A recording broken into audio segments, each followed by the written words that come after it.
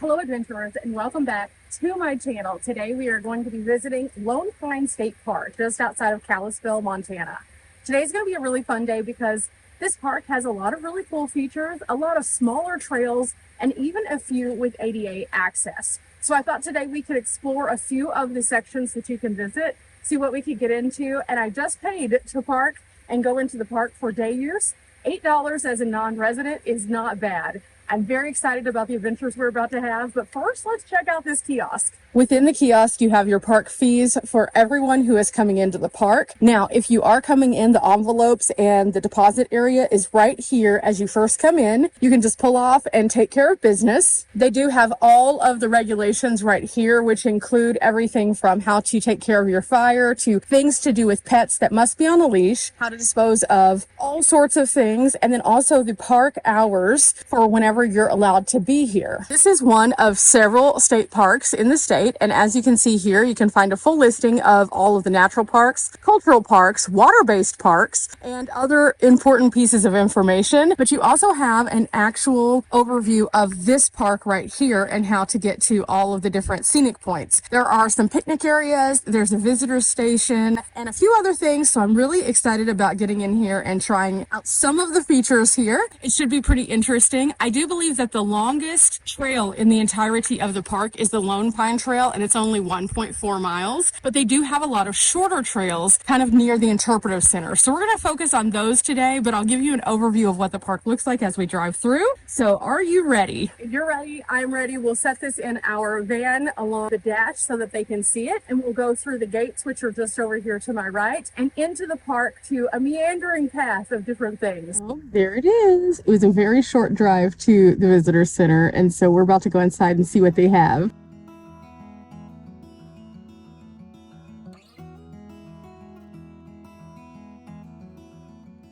Okay, here we go. Okay guys, we're moving into the visitor center, and I've got some great information that I've already gotten that I'll share with you guys very soon. But we're going to start off with the displays, and if you'll notice, they have an entire museum of displays here. This is going to help us to get to know a little bit more about what we might be able to find in this area and some of the critters, and also some safety. So I think it's a good thing for us to start right here, and it asks us what's wrong with this scene. So when we're looking at it, what do you see that's wrong? There's a bear here. He's gotten into the trash, it looks like. There's some dog food. So what's wrong here? Well, it looks as though the bear is coming up into this section here and got into the trash, and you can see all of the areas where this could be problematic. Not only did they feed the animal by leaving food outside, but they also have access to their house, which could be quite dangerous. Now, a lot of times when we come up toward Montana, we think of the bears because they are more prevalent here. So a bear is going to sniff out anything that they find interesting, and they're going to try to get it, which means that if you're at a house and you leave your garbage out, guess what? The bear's going to smell that with his super bionic smelling, and he's going to come out and he's going to try to get it. At a campsite, that's why they also tell you to go with bear safety protocol, which means that you don't store food items in a place that a bear could be attracted to them and come into your camp. But here we also find out there are a few rules that will help us out as we're going, including keeping the food away from bears. So you can use bear resistant garbage cans, or if you're at a campsite, you can use bear boxes. Additionally, they have some pelts here of some of the animals that you might be able to find in this area. And this is one that we should also be very worried about. Do you see how big this is? This is a mountain lion. They also have mountain lions in this area. There are some other really cool activities here where you can line things up. For example, we have the raccoon with his scientific name. We're going to find the raccoon, and then also we're going to find a fun fact about the raccoon right here. And I think that this is just a really cool way for you to get to know all of the different animals that they have in this region, even the tiniest of tiny little bat. You'll find these where you can actually look out these beautiful windows and be able to see for miles and miles into the mountains. They also have an observation deck out here just outside that we can go onto. And as we are enjoying the views, we can also learn about the park itself. See here the couple, they wanted to make sure that they maintained this area for years to come and allowed others to be able to foster an appreciation for the outdoors.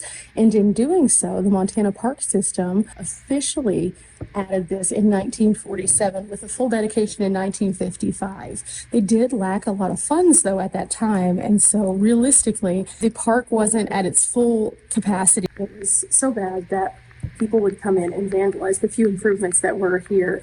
And so it wasn't until much later that they were able to do the proper upgrades to security and maintenance that they needed to have the park that we come to today. By 1984, improvements like these were starting to be made, and the maintenance was being monitored at a much higher level so that the vandalism was no longer considered to be the thing to do.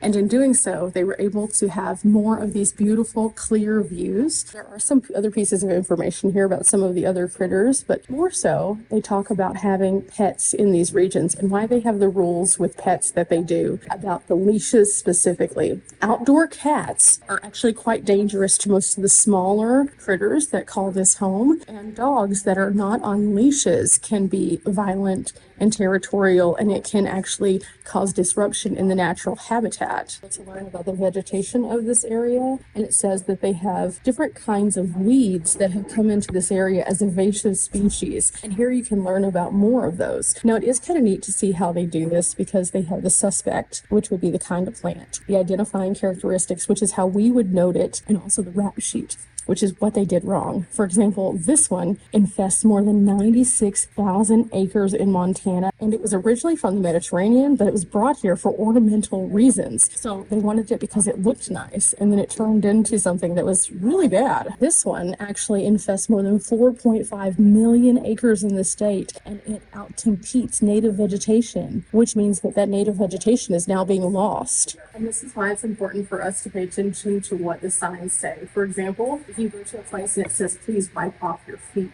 you can't be carrying the seeds from other places, which could be detrimental to the environment. Here they have the American gray wolf, and you can see it looks a little bit different from wolf to wolf, but you can see the common characteristics of those huge paws, those ears that stick up and just kind of survey what is going on, and the muzzle and snout that are very attentive. The thing about coming into these areas is they do have interactive displays also, so you can actually push the black button. Interactive exhibits abound as we have these touch boxes. It mentions that you can stick your hand in all the holes and feel an object, then take a guess as to what each one is. And it says, don't worry, none of them bite. So this is a way that you can reach in and see what's going on. Normally, I'm afraid of these because I never know what it is, but let's go in. Oh, that's really, really weird. It feels... That's weird. Here we also learn about the bats and then the bluebird houses, and you can see here all of the different kinds of bats that are in the area and how that they have these boxes so that they can protect them, because the bats that you see over here are just as important as many of the birds that are in the area. They eat bugs, they do all sorts of functions within the ecosystem, and through these boxes it allows you to have a better understanding of the value of the bats. Mention here that the Lone Pine Forest was made up of large, wild, scattered Ponderosa pines and western larch trees with patches of Douglas fir in the draws. And since western settlement, however, the Douglas fir trees have taken over. And so as you're looking at each one of these pictures, you can see how they have thinned out areas. You can see how the Douglas fir grows so close together, how they could easily overtake the Ponderosa pines. And so it's a very fascinating way to see history once again. But then right beside that, we learn about these beetles that are infesting different kinds of areas. These are bark beetles, and the tall trees can be killed by the tiniest of these little beetles. Additionally, we get to learn about the little guys. Here's for the little guys. We have yellow pine chipmunks, which we've seen lots of on the channel. We have the deer mouse, which is the smallest kind of little guy. You can see his little face. He just looks like he kind of shakes. We have earthworms, which make great dirt by eating the dead plants and help with the decomposing cycle. And then you have the red-belted fungus, which is one of the most common wood-decaying fungi in the northwestern United States. There's another challenge here as well. It says that you don't have to be a park ranger to be able to spot the wildlife. So this kind of gives you an exercise in wildlife spotting where you get to use your detective skills to figure out what made each. And as we go in, it says this bird makes a recognizable rectangular hole searching for bugs. And so you can see that. And come to find out, it is a woodpecker. Last but not least, I wanted to show you guys this before we move outside. It's another interactive display. This one actually talks about incidents that have happened, and you can put on a pair of 3D glasses to see the shape of the land actually come to life. And in doing so, then you can see black bear incidents from 2001 to 2006, grizzly bear incidents, mountain lions, and native bull trout and west slope cutthroat trout. So as we do this, it's going to give us an idea as to where some of these incidents have happened. We start out like this, and we put this on, and it does change the perspective vastly. So for example, if I wanted to see where the grizzly incidents happened, there are going to be lights that show each of the problems that they have had with grizzlies. So here we go. Oh, wow. Check out all those little lights.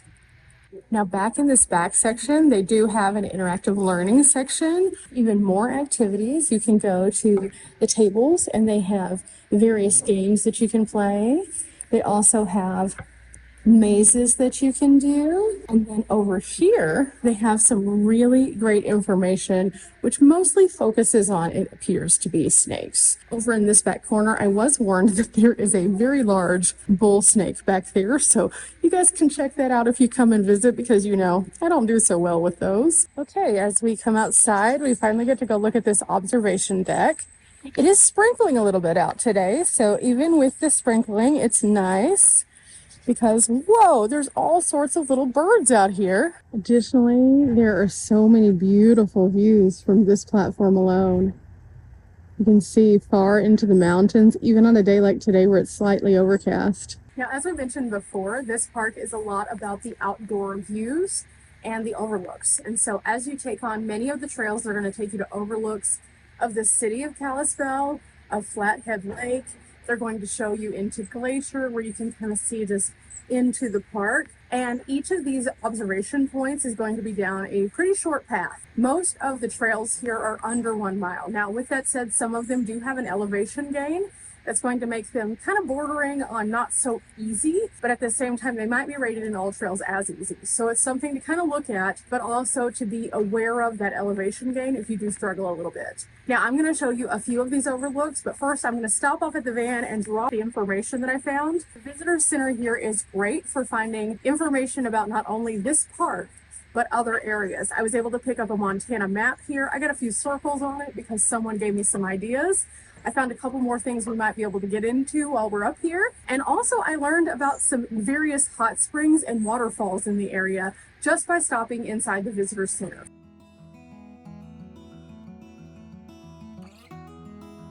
This is a great sign right here. It talks about since 1941, this park has been dedicated and devoted to the citizens. And so you can see a timeline of the park. As we get a little bit closer to this bridge is the one that you'll see on most of the promotional materials. It talks about that we are about to enter into the Ernest and Hazel White Memorial Trail. Now, while we are here, it looks as though they're doing a little bit of construction, so we'll be very careful.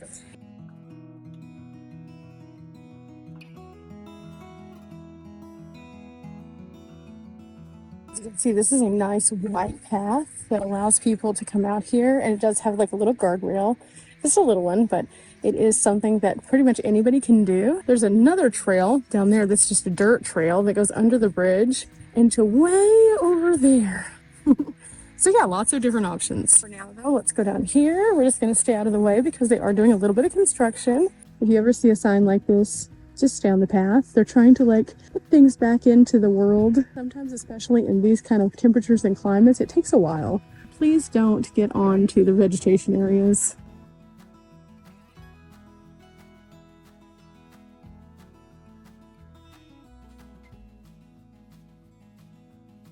And this is why people come to the park. You can see this beautiful view. You can see the mountains off in the distance with the clouds, even on an overcast day. The birds in the trees. It is absolutely incredible. As mentioned, we get a little bit more information here, and it says birds of a feather, and it shows you the different kinds of birds that you might find out here, and then also how to spot them. A while ago, I saw a couple of the mountain chickadees. I also saw what I think was one of these tiny little birds that I don't actually see on this sign, but it was a very small bird, smaller than the chickadee. So I was curious to see what that one was, but it doesn't seem to be marked here. However, they do have the other predominant birds that you will find in this area on this sign, with a viewpoint of yet another trail area right up here. Now, when you think back to the history of the couple who donated the land, I think you can understand why they would want to make this for something that everyone could have access to and see. The views here are amazing, and being able to see this on a clear day, I can only imagine you could see for miles and miles beyond what we can even see here, which is a very long distance. I have been able to just like sit here and listen to the birds, and it is very calming here. Not to mention, at this particular overlook, they also have a bench. So if you come out and you just want to soak it in, you can sit here for as long or as little time as you would like. That's one of the things I've noticed about most of the stops here in park. They do have benches for you to sit down and observe, and they want you to kind of like see the nature and feel how it integrates into the world below. And I think that that's pretty neat. But also having access to those information points of like how to protect yourself and how to be aware of what's around you and where sightings have been. That's all valuable information when it comes to a state park. And so even though this isn't the largest of state parks, it has a lot of information in a small space. And so it's definitely one you should check out.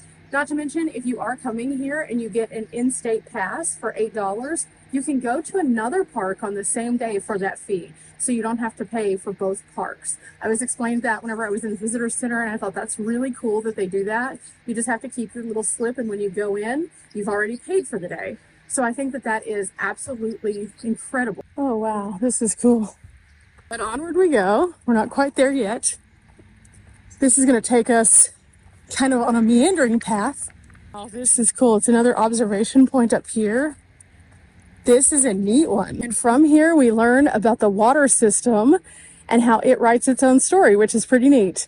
So overall, you have each of the mountains that's in front of us. It's a little harder to see some of them today because overcast and rain, but you also learn about the Flathead Lake and the Flathead Watershed. In fact, the waters here in Montana make their way all the way over to the Pacific Ocean. And in doing so, that means that Flathead Lake, which is one of the largest lakes of its kind, actually contributes to a lot of different ecosystems along the way. Now here, they contribute to obviously several different kinds of native animals to this region. However, as it continues to filter over and over again, that means that the water from Montana coming down from the mountains, filling up the lakes and streams, is going all the way to the Pacific. Back here we learned that an area of almost 200 miles long by 90 miles wide is the Flathead Watershed. You can see it right here. It's this section. It goes all the way past Arlee down to the south and all the way up to Pole Bridge and beyond to the north. You can see that as you're looking around, all of the different contributors, the Flathead River, the South Fork Flathead River, the Middle Fork Flathead River, and many others all contribute into this watershed. But here it mentions that you can actually catch a glimpse from this viewpoint of Flathead Lake, which is a huge lake. And depending on what's going on with the weather, you can see it a little bit better some days than other days. Today, I can see it, but it's not super clear. However, you can also see how it is one of the largest freshwater lakes west of the Mississippi River. And it is a striking lake, let me tell you. Whenever I've driven past it, it is gorgeous. It goes on for miles, and it's big enough for them to have some pretty big boats on there. We also learned that where all of the pieces of the Flathead River, all the different forks kind of merge together, it's in Columbia Falls. That's not a super far distance away from here, but when they converge, they're converging at over 9,699 cubic feet per second of water. Now, when you see a lot of the lakes, a lot of the rivers, a lot of the creeks, they don't look like they're moving super fast. But the volume of water that is actually coming through the Flathead Valley is astonishing. And so if you're here during the summertime, that means there's lots of places for you to get in the water and recreate. If you're here during the winter time, that's lots of places for you to see the power of water and how it prevails even through the coldest of temperatures. And I think that that's just really neat. But from here, you can see some of that, especially on a clear day. Again, I can see the water from here, but it's very hard to see in comparison to what it would be if it was sunny out. For example, you can see some water over there in the distance. And even more water over there in the distance. Wow, from here, there's more benches and more places that you can sit and enjoy all of this. And I think it's pretty wonderful. Other thing I really like about the signs here is they all have the Kootenai names on them. Those are the tribal people who are still linked to this area. Last year we went to Kootenai Falls and it's again named after them. Now in English, the name that the Kootenai gave them means it is cold. So the U-shaped valley below us was all made from the glaciers. And it was a very different time. Now you come here during the summer, it's super, super warm. But at one point in time, believe it or not, the temperatures were very different here. But for now, let's keep on moving. We have a few more signs to get to before we call it a day here at the park. They do have a coin-operated viewfinder where you can go in, put in a quarter, and then be able to see a little bit better of the mountain views in the distance. Or you could zoom in and see what some of the town below looks like. They do also have a views of the valley map here, kind of giving you an idea as to where each thing is. This is what that little inlet into Glacier looks like today. It's a little harder to be able to see that. That doesn't mean I can't see some of these other points of interest, which include Flathead Lake, the old steel bridge, which is like right over in this section. You can also find the Woodland Park and the Conrad Cemetery, which we went to on a different expedition on the channel. So not everything is going to work out on every day, and that's okay, but we do have the idea as to the layout. This is a good park if you're wanting to get an overview of the community so you can learn a little bit more about kind of the directions of where things are laid out, because you can see it from high atop the community. It's right up here. There's another bench, and I'm wondering if there's another sign over here, because it looks as though maybe not a sign, but definitely a post for something over here. Here's the bench. Again, tons of benches, and all of these have little plaques because they have been brought to us by people who love this park. Now, it does look like they've had a little bit of fire damage up here in the past. I don't know how long ago this would have been, but there's a little sign of that still here. And then right across from that, we have some steps down toward another overlook. And this one is not far from our last one, giving you a different perspective again.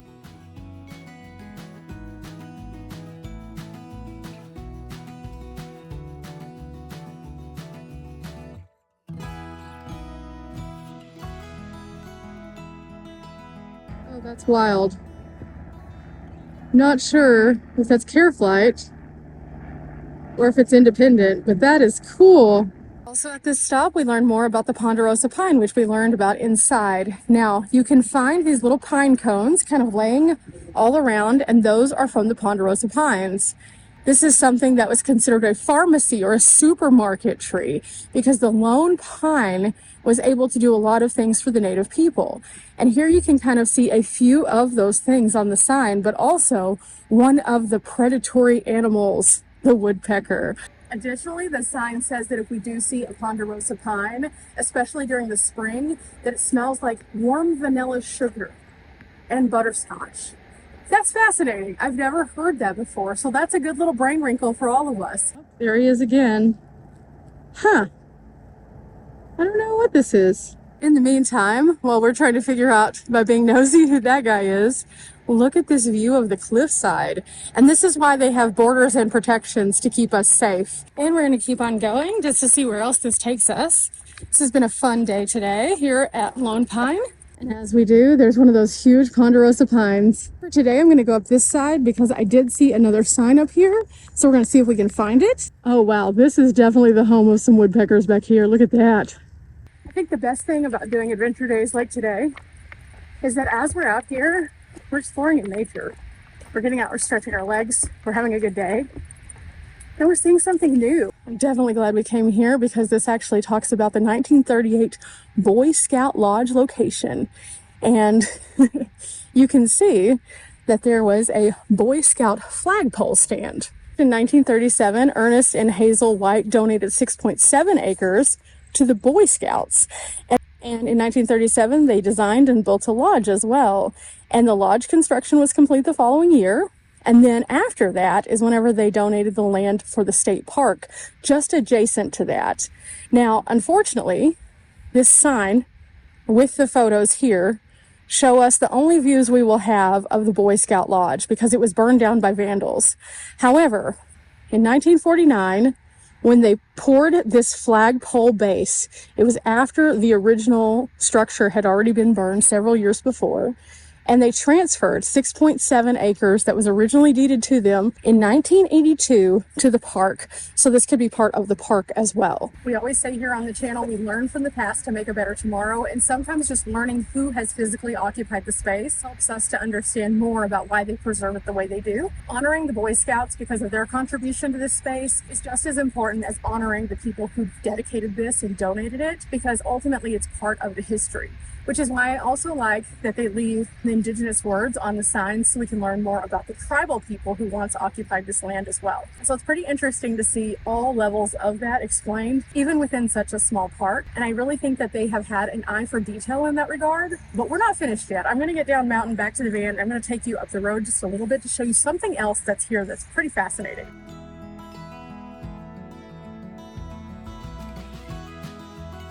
They have a nice little area that you can hang out in as a pavilion you can rent, but they also have these bear signs pretty much everywhere. So it's not just in the visitor center, it's also out here. They want to remind you that you need to be careful in this area if you have any kind of like food. They do have like a grill over here and then several tables, so that's pretty cool. But yeah, pretty nice. And super dog friendly. So they do have like places that you can get dog water. They have places where you can pick up poo bags and stuff like that. And then the trails are all accessible to dogs as long as they have a leash. So I think that that's pretty neat. But I wanted to show you guys that as we kind of moved around this part of the park. There's also a vault toilet across from the picnic area, and there's a couple like pull-in spots, so if you want to have just like an independent picnic where you don't rent out a structure, you can do that as well. So all in all, really good park to visit. I'm very happy that we came here, and again, I just scratched the surface. There's several other small trails that you can go on, and if you're an out-of-stater, it's only $8. So this is a really affordable an attainable place that you can visit. Now, I'm going to kind of move around a little bit more and take it in for myself, but remember guys, we're not here for a long time, but we are here for a good time. I'll be seeing you on the next one. Bye.